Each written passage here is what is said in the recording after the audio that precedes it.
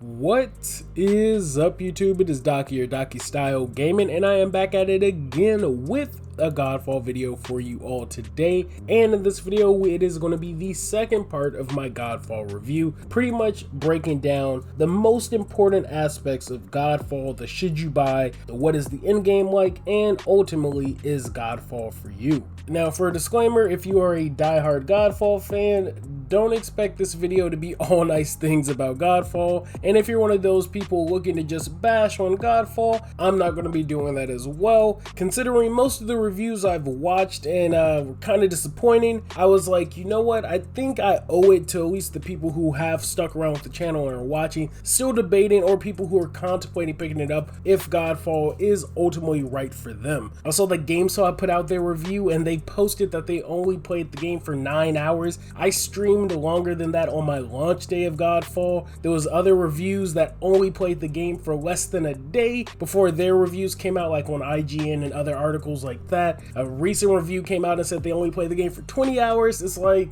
how do you review a looter in that little time? So considering I put in double, triple, quadruple the amount of time as some of these other reviewers, I was like, you know what? I'm gonna go all in with this review and break down everything. The good, the bad. So again, if you're expecting me to completely trash Godfall, I'm not gonna do that. But if you're also expecting me to kiss its ass, I'm not gonna do that as well. This is gonna be a fair and unbiased review, even though I do personally enjoy Godfall and I am constantly playing the game. I do want to give my unbiased opinion on what I think Godfall is for potentially any new players that are considering picking up this game. So now that I got that out of the way, because this review was originally a 3-page review and now is a 6-page review, let's just get straight into this video because there's a lot to go over. So when it comes to Godfall, the end game and the main story, you'll essentially have 3 different difficulties to select from: easy, normal, and hard. Easy is pretty much the enemies deal less damage, have less health, and are less aggressive. You have your normal, which is the default Godfall experience. Then you have hard, which is after 3 deaths, you fail the mission, and enemies have more health,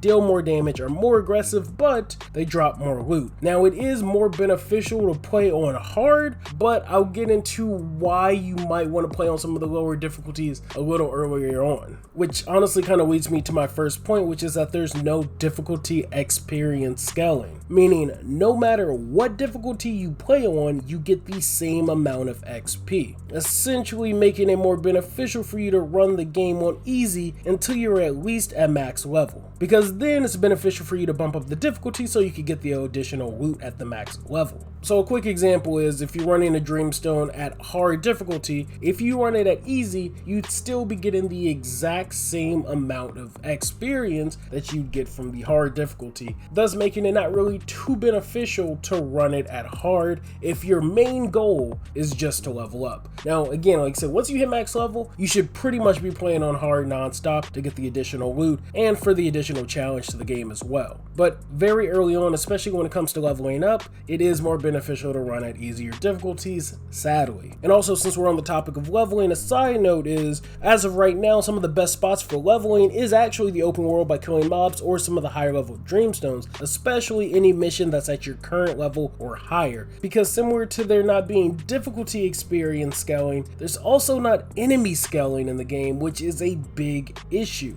Boss hunts and some of the earlier Dreamstones don't scale to you, making it essentially useless to run those game modes, which is honestly a big issue because boss hunts are essentially a game mode that you're never going to want to touch once you hit 50, because there's no reason to run it and the loot you get from those missions are scaled to that mission's level. So if you go run a level 9 mission, the enemies are level 9, the boss is level 9, and the loot that drops from that mission is level 9 as well. And increasing the difficulty does not help that in any way as well. And the same can be kind of said when it comes to Dreamstones. Now let's actually kind of segue into boss hunts because that's another topic I wanted to touch on as well. Boss hunts actually kind of start out pretty great in the game. I remember when I first started playing, I enjoyed almost every boss hunt that there was. You essentially get into the mission, locate the boss, though not really much of a hunt, and then you engage in a new and unique boss fight with the new mechanics to learn and things like that. Now where boss hunts fail is what I previously mentioned, they don't scale. And what also kind of makes it worse is that you unlock all of your boss hunt missions missions by the time you beat the campaign,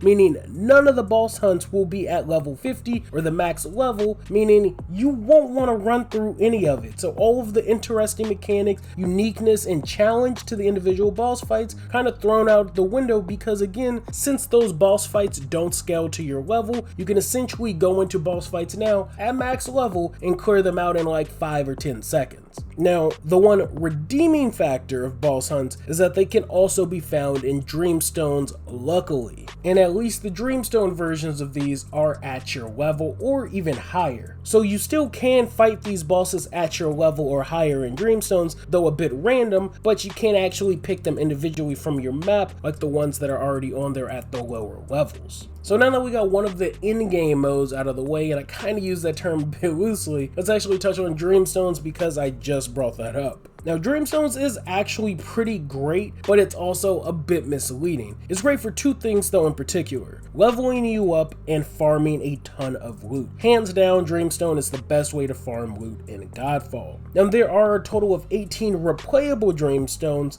but if I'm being real, this is where it's a bit misleading, it's really only 9. Now yes, you can play through all 18 of them, but essentially once you get into the last 9 exalted Dreamstones, those are the only ones you're going to want to do because those are at your level or higher. The first 9 are lower level than the max level, again meaning the loot that'll drop from there will be lower level loot. So yeah, there are technically 18 Dreamstones, but you'll only be running through 9 of them. Now, don't get me wrong, that's still not a bad thing. 9 different types of missions for you to mess around with is still great. They are fully replayable with randomly generated boss hunts or missions as well, with 3 to 4 rounds in some of them, and by completing them you earn boons or hints that will ultimately help you on your final boss stage of that Dreamstone. Now, a bit more mission variety would go a long way in Dreamstones, but all in all, Dreamstones is actually pretty fun and an engaging in-game mode. Though it may reuse some of the story beats, it still offers a very decent challenge with high chances of loot. So now that we got Dreamstones out of the way, let's actually move over to essentially the main in-game mode in Godfall, and that's the Ascended Towers of Trials. Now, Towers of Trials is actually pretty interesting because I love it, but I also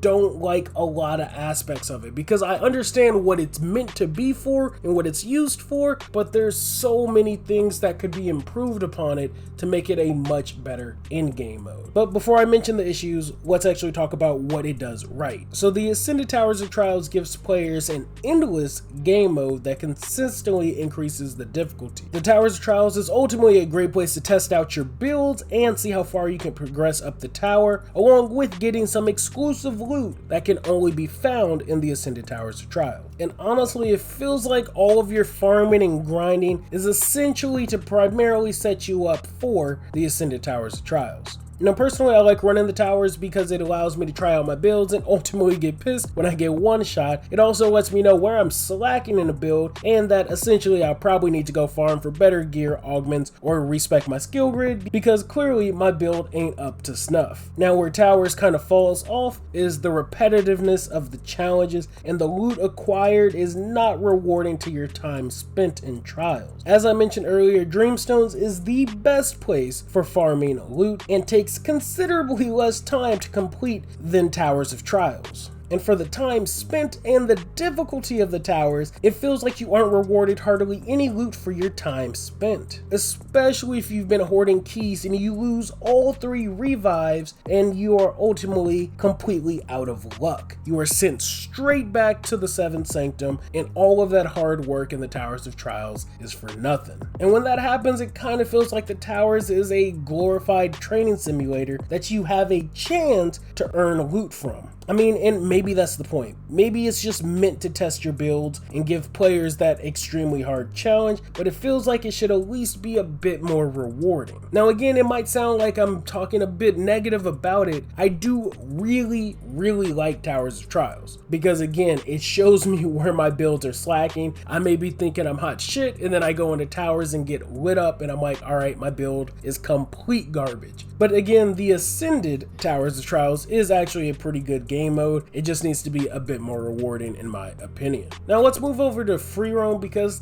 technically the open world is a part of the end game. So I'll briefly touch on it. Now there are 3 different open worlds for you to explore in the game, with 2 to 3 different sections in that open world: the Earth Realm, Water Realm, and Air Realm. The upside about these open worlds when you go into free roam is that they scale to your level. So luckily, all the enemies you fight will give you XP relative to your level, and will also give you loot relative to your level. So free roam is actually a really good spot to also farm XP along with some loot as well. Now the free roam or open world aspects essentially consist of a few enemies scattered throughout, some loot to be found, spirit or vision, events that all drop items again that are current to your level in game. And it's actually kind of a nice break from Dreamstones and towers when you just kind of want to go explore and kill some stuff, or just see some of the designs of the realms. But as of right now, the open worlds kind of just consist of killing some mobs, farming some very limited amount of farmable resources, a bit of loot, some of the spirit vision missions which you unlock when you activate a beacon. And I mean, all of that is totally fine, but more is always welcome when it comes to the open world. But essentially those are our in-game modes: our free roam / open world, our Ascended Towers of Trials, our Dreamstones, and our boss hunt missions. Technically there's a normal Tower of Trials, but like some of the other scaling issues, it's pointless to run that game mode. It's just like having a game mode that nobody uses. Same with the first 9 Dreamstones. Again, definitely some things that can be tweaked and fixed to make a lot of these better, even some very simple ones, but for what it all is actually a decent amount of things to do. But now, because it probably sounds like I've been talking a bit down on Godfall, let's actually talk about the best things that Godfall currently has going for it. Now, most looters, even the bad ones, always have something going for it. Something that it does great, or at least a catchy gimmick, and generally it does it rather well. Whether it's Anthem, and even though the game may be bad, the flight mechanics are amazing, or it's Borderland with this nearly endless amount of loot, Destiny with its very unique raids and really good gunplay, Avengers with some of the unique character mechanics. I mean, I could go on when it comes to different looters, but at least when it comes to Godfall, they have 2 things that they have going very well for it as well. The first being their combat system, and their second being the build variety in the game. Now, I did talk a bit about how I enjoyed the melee combat in my first video review, and I did mention that it's not a perfect combat system. It is still a bit clunky, and there's some things that I'd probably like them to add or fix, but for the most part, I do really enjoy the melee mechanics in Godfall. And honestly, how there's a lot more depth to the melee mechanics to be discovered and unlocked via the skill grid. Again, because I covered this, I'm not going to go too much into it, but long story short, don't sleep on the combat mechanics. If you feel like you aren't getting the most out of the combat in Godfall, improve your skill grid or just get good at the game. You might be trash. But moving on to the second and probably most important thing when it comes to Godfall is its build system. On top of the variety of loot and varying stats and roles, Godfall has augments, weapons, charms, rings, banners, lifestones, endless skill grid combinations, and the varying Valorplate abilities and passives to tap into this game's true end game, in my opinion. Now, this may be where players decide if Godfall is for them or not. Again, in my opinion, Godfall's true end game is its build system. I know a lot of Warframe players joke and say Fashion Frame is end game. Well, Godfall's end game is essentially the many varying build possibilities and combination in game. Now, of course, like all looters, there's clearly meta builds in game, but as the technical producer described the system, the Tinkerer's Dream, that is exactly what you get when you put character level, loot rarity, random stats, weapons, augments, charms, rings, banners, lifestone, skill grids, and 12 different Valor plates all together. This game's true end game is about maximizing your stats and builds by farming and enhancing the right loot for your builds, and honestly, some players will really love this.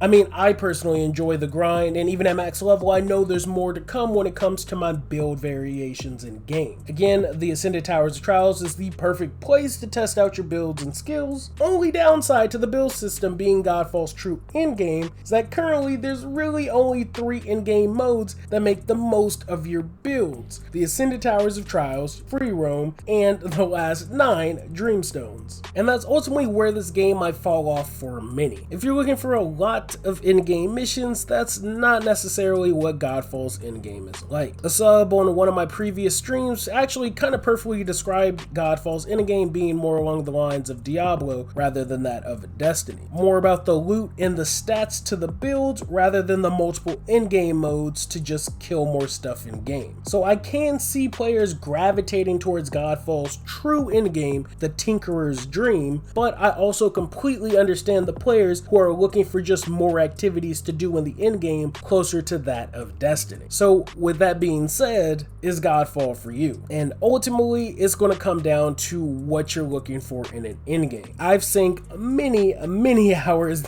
double and triple to most of the people who have reviewed Godfall, and I'm still enjoying farming for loot for my perfect build. I mean, honestly, I'm still even focusing on trying to get as high as I can in the Ascended Towers of Trials so I can farm some of that exclusive loot in there. But again, that may not be for you. But now the biggest question is ultimately, should you buy Godfall? Now honestly, for $70, no. I mentioned this in my Discord, but absolutely none of the PlayStation 5 launch titles are worth $70. Not Demon's Souls, not Call of Duty, not Destruction All-Stars, not NBA 2K, not even Godfall. I mean, I know there's probably more, but outside of slightly better graphics, nothing about Godfall or those other launch titles I mentioned justify the $70 price tag. Especially in some cases where you can get it cheaper on PC, and Godfall being the perfect example of that, where its PC counterpart is $10 cheaper. But if you're definitely interested in the game, I do highly recommend you pick it up, but I still don't think it's worth the $70, to be honest. So hopefully this helped to break down a bit of the key aspects of Godfall, mainly the end game, for some of the players who might be considering picking up the game, and honestly coming from the point of view of a person who spent more than just a few hours playing the game before they reviewed it. Now there's definitely things that need to be touched on that I didn't mention, mainly being matchmaking, but I do have a video that I'm working on talking about things that need to come to Godfall relatively soon if they want to keep this game going, in my opinion. But now that you got the full details of Godfall's in-game, the different things and activities that you'll be able to do, and what the in-game ultimately is for Godfall, is Godfall something you're considering picking up? If you're already playing it, are you enjoying it? Or on the other side of that, if you have the game, are you not enjoying it? I'm curious to see myself. Again, I wanted this to be as non-biased as possible, so I wanted to touch on both the good and the bad of Godfall and meld it into one